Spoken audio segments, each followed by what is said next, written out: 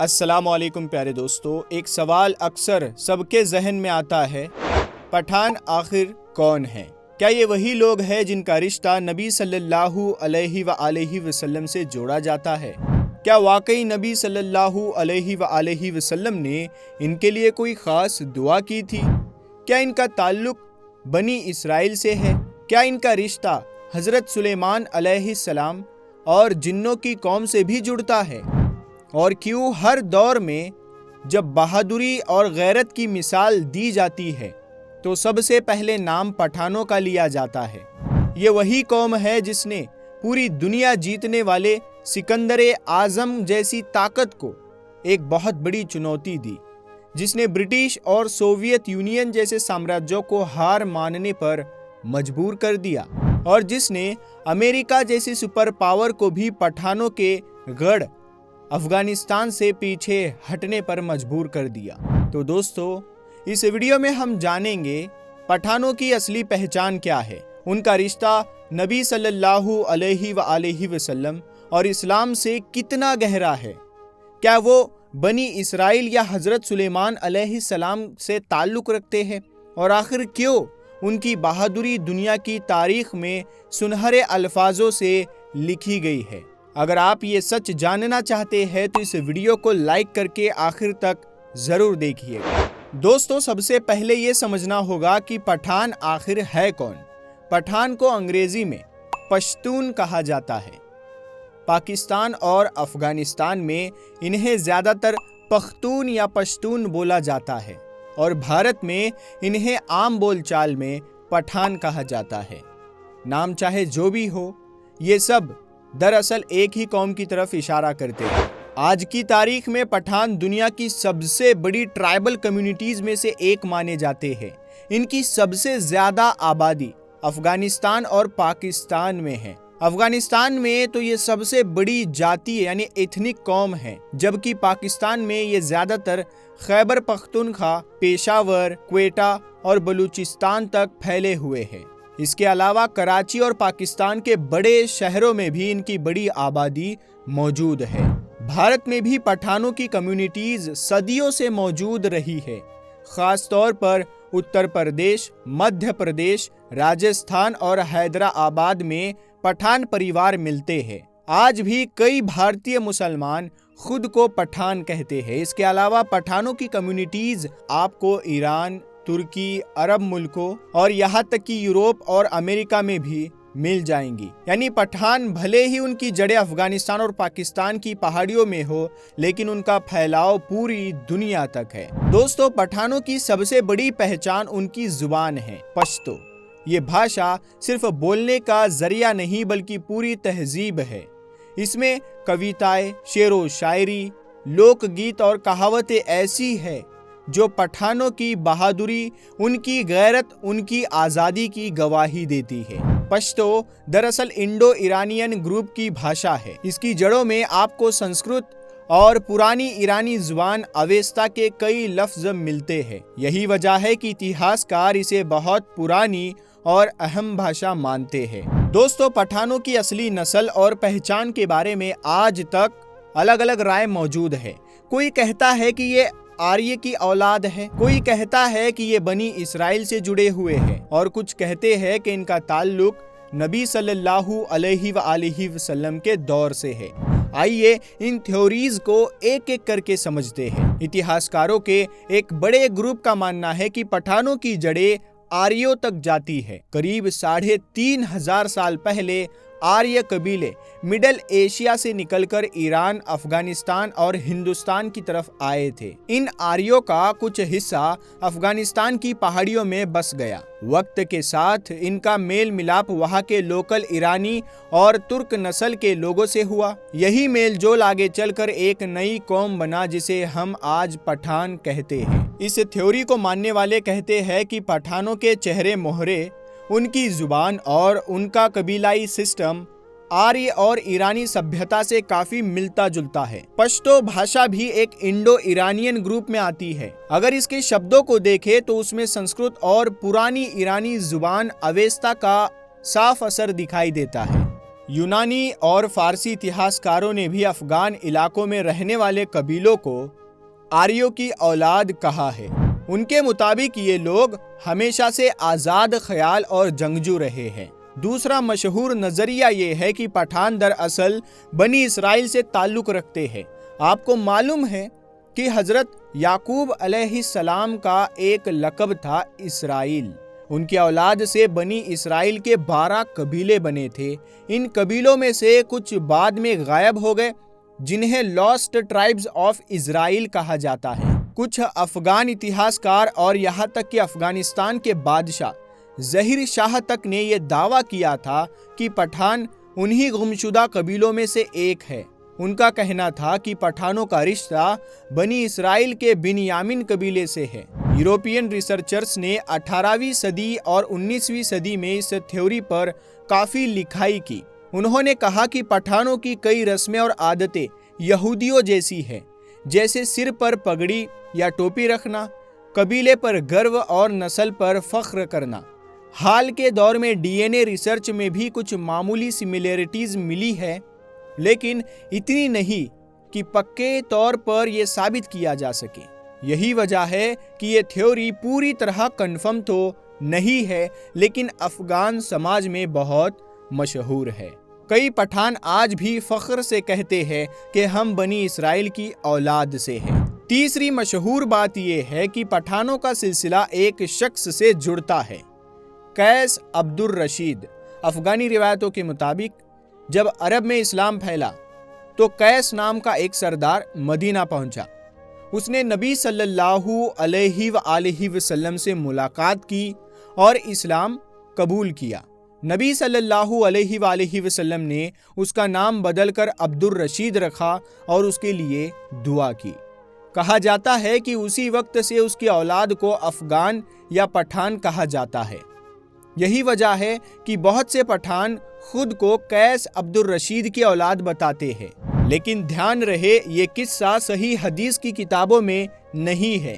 یہ زیادہ تر افغان اتہاس کی کتابوں جیسے مخزن افغان 17ویں صدی میں درج ہے۔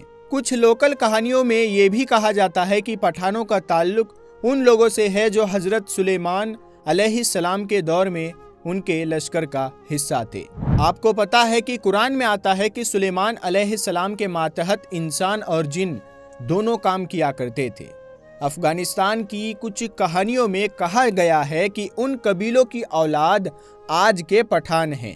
یہ کہانی لوگوں کے بیچ تو مشہور ہے، لیکن اس کا کوئی پکا ثبوت اتہاس یا حدیث میں نہیں ملتا۔ تو دوستو، پٹھانوں کی نسل اور اوریجن کے بارے میں تھیوریز تو بہت ہے۔ آریہ، بنی اسرائیل، قیس عبد الرشید اور حضرت سلیمان علیہ السلام والی کہانیاں، لیکن سچ یہ ہے کہ ان میں سے کوئی بھی تھیوری 100% ثابت نہیں ہے۔ یہی وجہ ہے کہ پٹھانوں کی اصلیت آج بھی ایک رہسیہ بنی ہوئی ہے۔ دوستو، اب سب سے اہم سوال پر آتے ہیں، پٹھان اور اسلام کا رشتہ۔ کیا سچ میں نبی صلی اللہ علیہ وآلہ وسلم نے ان کے لیے کوئی خاص دعا کی تھی؟ افغانستان کی لوکل کتابوں اور کہانیوں میں ایک مشہور قصہ ملتا ہے۔ کہتے ہیں کہ جب اسلام مکہ اور مدینہ میں پھیل رہا تھا تو افغان علاقے سے ایک سردار جس کا نام قیس تھا وہ مدینہ پہنچا۔ اس نے نبی صلی اللہ علیہ وآلہ وسلم سے ملاقات کی اور اسلام قبول کیا۔ نبی صلی اللہ علیہ وآلہ وسلم نے اس کا نام بدل کر عبد الرشید رکھا اور اس کے لیے دعا کی۔ اس روایت کے مطابق نبی صلی اللہ علیہ وآلہ وسلم نے فرمایا کہ اس کی اولاد بڑھے گی اور ہمیشہ اسلام کی حفاظت کرے گی۔ یہی وجہ ہے کہ کئی افغان خود اپنے آپ کو قیس عبد الرشید کی اولاد بتاتے ہیں۔ لیکن دوستو، یہ بات اپنے دماغ میں ضرور بٹھا لے، یہ قصہ صحیح حدیث کی کتابوں جیسے بخاری، مسلم، ابو داؤد یا ترمذی میں نہیں ملتی۔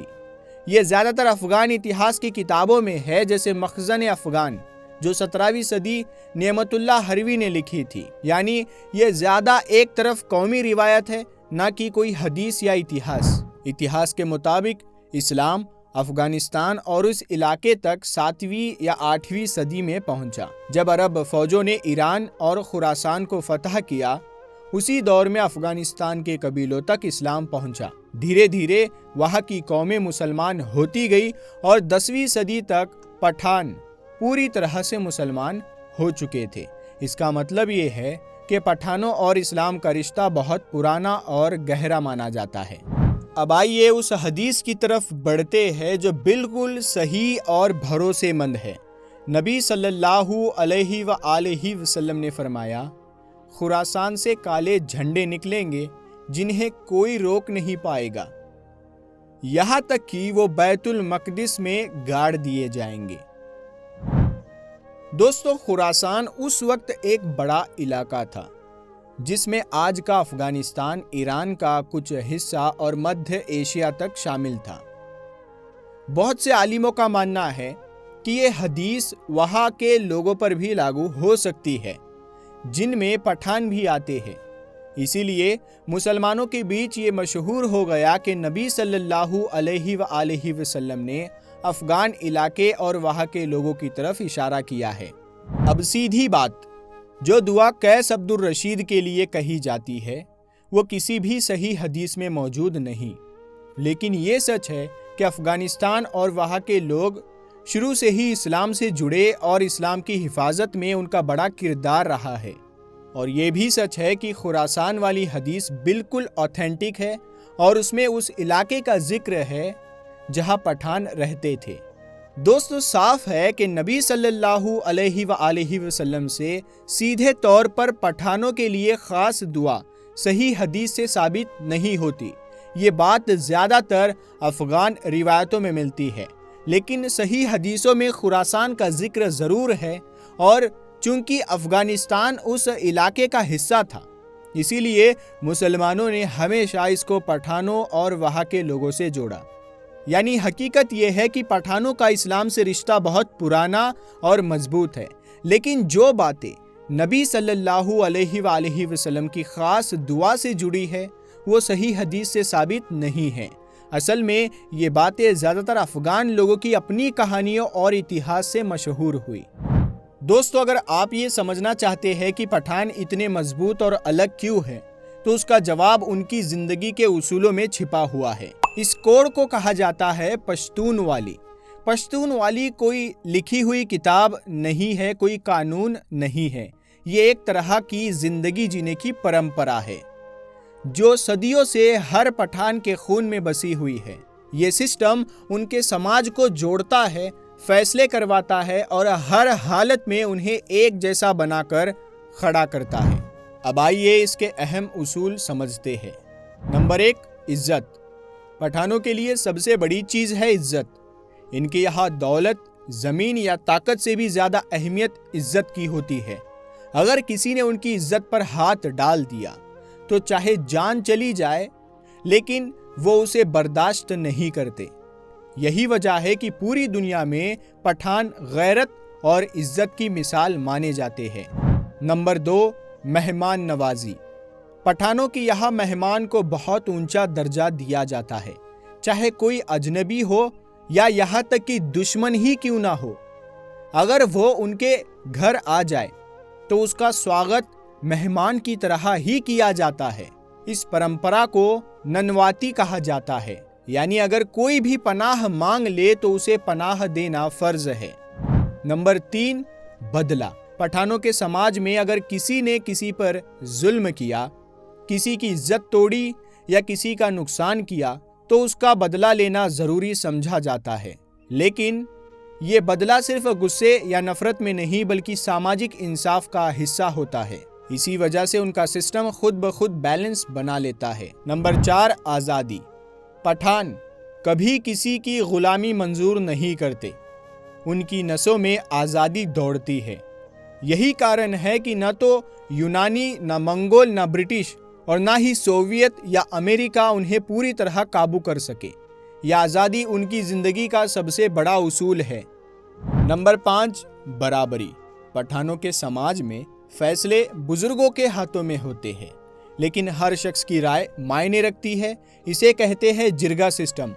इसमें पूरा कबीला बैठकर मामले पर मशवरा करता है, यानी हर आदमी की आवाज़ सुनी जाती है, हर आदमी की बात सुनी जाती है। इन्हीं उसूलों की वजह से पठानों की लाइफ स्टाइल भी अलग है। शादी ब्याह हो, रिश्ते बनाना या झगड़ा सुलझाना, सब कुछ इन्हीं उसूलों के मुताबिक होता है। पश्तूनवाली ने पठानों को न सिर्फ जंग में मजबूत बनाया, बल्कि उनकी रोजमर्रा की जिंदगी में भी उन्हें दूसरों से अलग पहचान दिलवाई। यही उनकी असली ताकत है।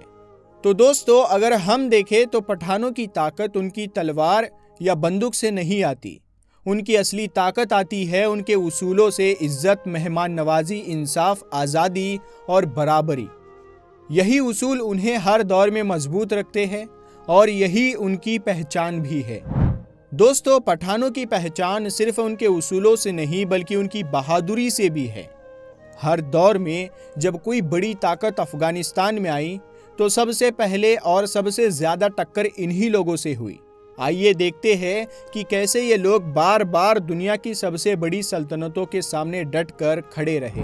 दोस्तों, 4वीं सदी कबल मसीह में जब सिकंदर आजम अपनी फौज के साथ पूरी दुनिया जीतने निकला तो ईरान को जीतने के बाद उसका अगला कदम अफगानिस्तान की तरफ था। शुरू में उसने कुछ हिस्से और शहरों पर कब्जा कर लिया, लेकिन जैसे ही उसकी फौज पठानों और पहाड़ी कबीलों से भिड़ी, हालात बदल गए। इन कबीलों ने ऐसी जबरदस्त लड़ाई की कि सिकंदर की पूरी फौज थक गई और उसे भारी नुकसान उठाना पड़ा। यही वजह है कि जब भी वो भारत की तरफ बढ़ा तो मजबूरी में उसे यहाँ समझौते करने पड़े। इतिहासकार लिखते हैं कि सिकंदर की ताकत को पहली बार असली झटका अफगानिस्तान में ही लगा था। सिर्फ लड़ाई ही नहीं, पठानों ने कई बार अपनी सल्तनतें भी कायम की। गजनवी और गौरी सल्तनत इसका सबूत है। सुल्तान महमूद गजनवी ने अफगानिस्तान से लेकर हिंदुस्तान तक फतह की और गौरी सल्तनत ने दिल्ली तक हुकूमत की। इन सल्तनतों ने दिखाया कि पठान सिर्फ जंगजू नहीं बल्कि हुकूमत चलाने की काबिलियत भी रखते हैं। दोस्तों, 19वीं सदी जब ब्रिटिश साम्राज्य ने अफगानिस्तान में एक कदम रखा तो उन्हें लगा कि ये इलाका आसानी से जीत लिया जाएगा। 1842 तक ये चलने एंग्लो अफगान जंग ने उनकी सोच बदल दी। पठानों ने ऐसा मुकाबला किया कि पूरी ब्रिटिश फौज तबाह हो गई। कहते हैं कि उसमें से सिर्फ एक अंग्रेज डॉक्टर जिंदा बचकर लौटा था। ये वाकया आज भी दुनिया की सबसे बड़ी सैन्य हारों में गिना जाता है। इसके बाद सोवियत यूनियन ने अफगानिस्तान पर हमला किया। उस वक्त सोवियत दुनिया की सबसे बड़ी ताकतों में गिनी जाती थी, लेकिन अफगान मुजाहिदीन, जिनमें ज्यादातर पठान थे, उन्होंने पहाड़ों और गांवों में ऐसी लड़ाई लड़ी कि सोवियत फौज को 10 साल बाद हार मानकर पीछे हटना पड़ा। ये हार सोवियत यूनियन के टूटने का भी एक बड़ा सबब बनी। 2001 में अमेरिका ने अफगानिस्तान पर हमला किया। उसके पास दुनिया की सबसे आधुनिक फौज, ड्रोन, मिसाइलें और अरबों डॉलर थे। पूरी दुनिया को लगता था कि अब अफगानिस्तान हमेशा के लिए अमेरिका के कब्जे में रहेगा, लेकिन पठानों और कबायली अफगानों ने हार नहीं मानी। 20 साल तक उन्होंने अपनी जमीन की हिफाजत की। आखिरकार 2021 में अमेरिका को भी अफगानिस्तान से वापस जाना पड़ा। यह उनकी 21वीं सदी की सबसे बड़ी हार मानी जाती है। तो दोस्तों, अगर सिकंदर से लेकर अमेरिका तक पूरा सफर देखें तो साफ नजर आता है कि अफगान इलाका और वहाँ की कौमें, खास तौर पर पठान, कभी किसी जालिम ताकत के सामने झुके नहीं। यही वजह है कि उनकी तारीख बहादुरी और आज़ादी के लिए जानी जाती है। दोस्तों, अब जब हमने पठानों की पूरी तारीख देख ली, उनकी नस्ल के बारे में थ्योरीज, उनका लाइफस्टाइल, उनका इस्लाम से रिश्ता और उनकी बहादुरी, तो एक बात साफ नजर आती है। पठानों की ताकत सिर्फ उनकी तलवार या बंदूक में नहीं रही। उनकी असली ताकत हमेशा उनके ईमान और उसूलों में रही है। यही ईमान उन्हें हर मुश्किल वक्त में मजबूत बनाता है और यही जज्बा उन्हें दुनिया की सबसे बड़ी ताकतों के सामने खड़ा कर देता है। दोस्तों, नस्ल और खून की बातें बहुत है। कोई उन्हें आर्य कहता है, कोई बनी इसराइल की औलाद, कोई कहता है कि ये कैस अब्दुल रशीद की औलादें हैं। लेकिन असल मायने में ये सब थ्योरीज एक हद तक ही अहम है। उनकी असली पहचान उस चीज से बनती है जो हमेशा कायम रहती है, और वो है इस्लाम और ईमान। آج پوری دنیا پٹھانوں کو بہادری اور غیرت کی مثال مانتی ہے، لیکن اصل میں جو چیز انہیں سب سے اونچا درجہ دیتی ہے وہ ہے ان کا مسلمان ہونا۔ ان کا سینہ ہر وقت لا الہ الا اللہ کی گواہی سے روشن ہے۔ یہی گواہی انہیں عزت دیتی ہے، یہی گواہی ان کی کامیابی کی اصلی وجہ ہے۔ اور یہی بات صرف پٹھانوں کے لیے نہیں ہے، یہ پیغام پوری امت مسلمہ کے لیے ہے۔ ہم سب چاہے کسی بھی نسل سے ہو، کسی بھی بھاشا یا ملک سے ہو، ہماری اصلی طاقت ہماری ایکتا اور ہمارا ایمان ہے۔ جب مسلمانوں نے اسلام کی رسی کو مضبوطی سے پکڑا ہے، دنیا کی کوئی طاقت انہیں ہرا نہیں سکی۔ آج کی دنیا ہمیں تیتر بیتر کرنے کی کوشش کرتی رہتی ہے، کبھی نسل کے نام پر، کبھی فرقوں کے نام پر، لیکن ہمیں یاد رکھنا چاہیے کہ اللہ تعالیٰ نے قرآن میں صاف کہا ہے، اور تم سب مل کر اللہ تبارک و تعالیٰ کی رسی کو مضبوطی سے تھام لو اور آپس میں پھوٹ نہ ڈالو۔ یعنی مسلمانوں کی طاقت ان کی ایکتا میں ہے، ان کی یونٹی میں ہے۔ اگر ہم سب ایک امت بن کر کھڑے ہو جائے تو دنیا کی کوئی طاقت ہمیں جھکا نہیں سکتی۔ تو دوستو، اس پوری کہانی سے ہمیں یہی سیکھ ملتی ہے، گرو کرو اپنے مسلمان ہونے پر۔ نسل، رنگ، بھاشا اور قبیلے سے اوپر اٹھ کر اپنی پہچان اسلام میں ڈھونڈو۔ پٹھانوں نے ہمیں یہ دکھایا کہ جب کوئی قوم اپنے ایمان اور اصولوں پر ڈٹ جاتی ہے تو دنیا کی سب سے بڑی سلطنتیں بھی اس کے آگے جھک جاتی ہے۔ اب باری ہماری ہے کہ ہم سب مسلمان اپنی پہچان اسلام میں ڈھونڈیں اور ایک امت بن کر کھڑے رہے۔ دوستو، آخر میں یہی پیغام دل میں اتار لینا ہے، ہماری اصل پہچان ہماری نسل نہیں بلکہ لا الہ الا اللہ محمد رسول اللہ ہے۔ اگر ہم سب کلمے کی ڈوری کو مضبوطی سے تھام لے تو کوئی طاقت ہمیں ہرا نہیں سکتی۔ یہی اسلام کی طاقت ہے، یہی ہماری پہچان ہے اور یہی ہماری کامیابی کی گارنٹی ہے۔ تو پیارے دوستو، یہ ویڈیو آپ کو پسند آیا ہے تو اسے شیئر کرنا۔ اگر آپ پہلی بار ہمارے چینل نور حدیث پر آئے ہیں تو سبسکرائب کر لینا تاکہ آپ کو یہاں پر ایسی ہی انٹرسٹنگ ویڈیوز ملتی رہے گی۔ ہم ملتے ہیں آپ کو اگلی ویڈیو میں، تب تک کے لیے اپنا خیال رکھیے گا۔ السلام علیکم ورحمۃ اللہ وبرکاتہ۔